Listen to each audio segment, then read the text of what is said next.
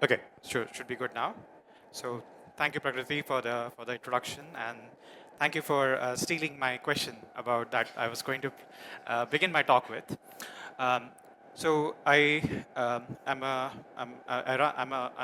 a research group at IIT Bombay where my focus is on understanding why diseases happen, and the ACTG or the ATCG, however you want to sort of call it, the order doesn't matter. What it tells you about is these are 4 bases that shape up your DNA.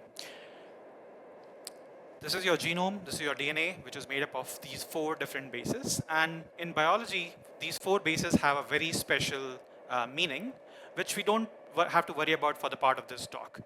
What we have to take into account for this particular talk is, again, ACTGs, but these ACTG will mean anomalies, trajectories, correlations, and geographies. I started my research group 1 year back, and before that, I spent 9.5 years in the US researching the biology of ACTGs.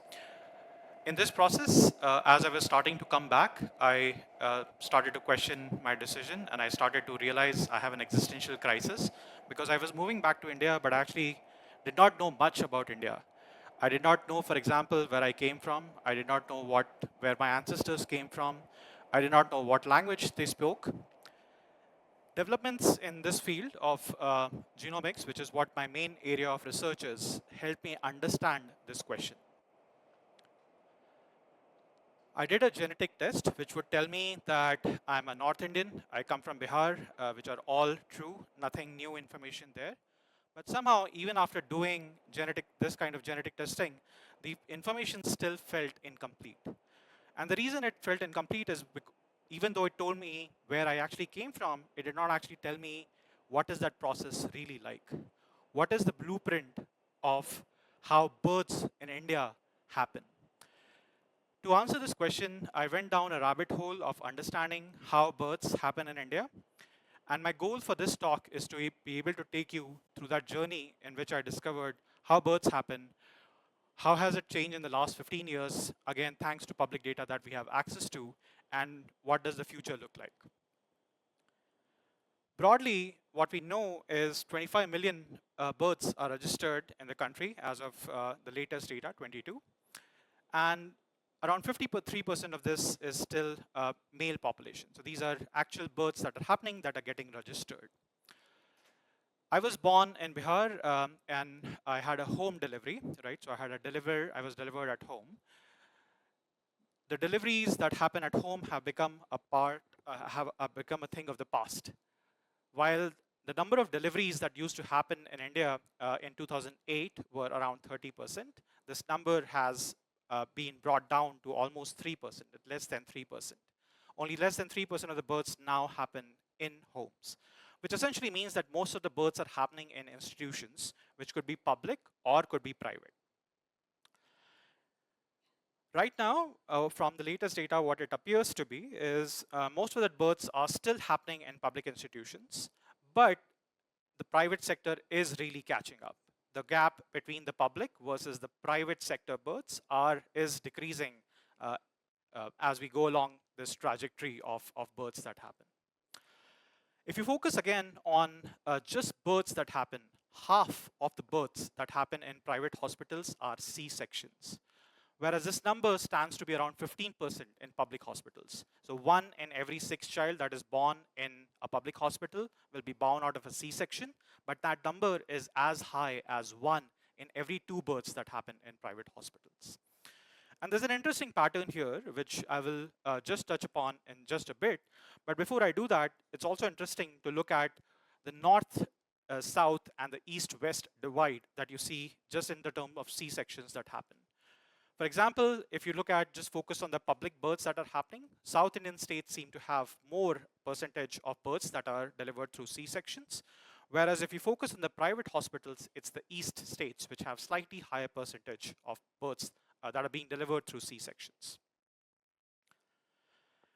One key pattern that you would have probably caught up to is this pattern of births. So what I'm plotting here on the y-axis is the total number of live births, And on the x-axis is time. This is for 2 years worth of data.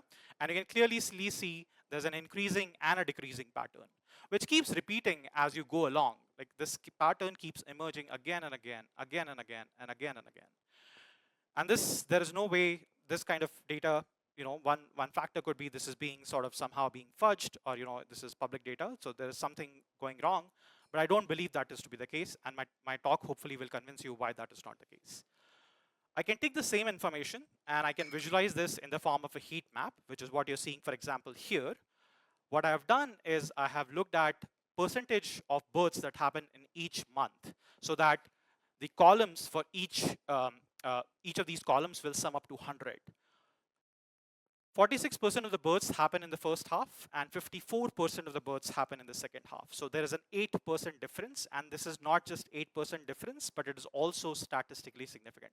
Again, something that you see again and again, again and again. We can reverse this a bit, right? I'm showing you the births data. I can reverse this 9 months, assuming most births happen within 9 months, and we can look at how conceptions happen. And most conceptions happen within the month of November, December, January, and February. And the natural question to ask is, what is really going on? What is driving the seasonality of births or conceptions? And there are multiple ways to think about it, right? The first idea that probably you could think about is India, most of the data probably could be coming from rural locations. There is agricultural cycle that exists there, more hard work involved in the fields, makes your life difficult once you come back home and you don't want to do anything. It could be availability of contraceptives. Maybe there is a supply gap or there's a demand supply mismatch in terms of how many contraceptives are available. It could be cultural practices. Wedding seasons happen to boom around the same time, or it could be weather conditions.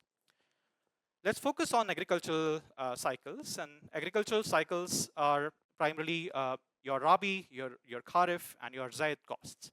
And the harvesting happens around from March to June and September to November for these different seasons.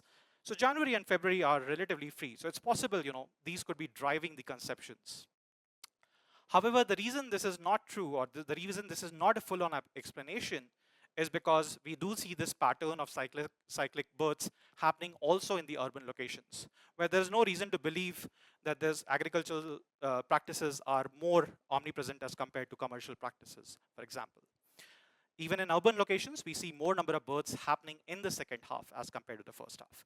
And this heat map will not go unnoticed, trying to figure out what happened in 2020. So the final numbers tally up pretty well, but there's a huge mismatch in terms of what happened in the rural to the urban logging of births data. But I'll not talk about it for this talk. So I've ruled out, and hopefully you're convinced, that agricultural practices are not, or agricultural cycle is not enough to show what is really going on. We can talk about availability of contraceptives, and this is also was an interesting sort of plot here. If I look at the contraceptive pills, these are becoming, they're gaining popularity. So this is being logged through a public and a private system as to how many number of pills are being given out every month.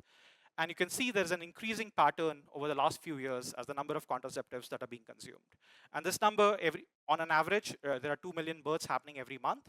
The number of pills that are being consumed are of the same order, if not more. If you focus, however, on condoms, the condom distribution is much higher. There is 10x higher than the number of births, and there's also a huge there's a decline in the last few years in terms of number of condoms being distributed.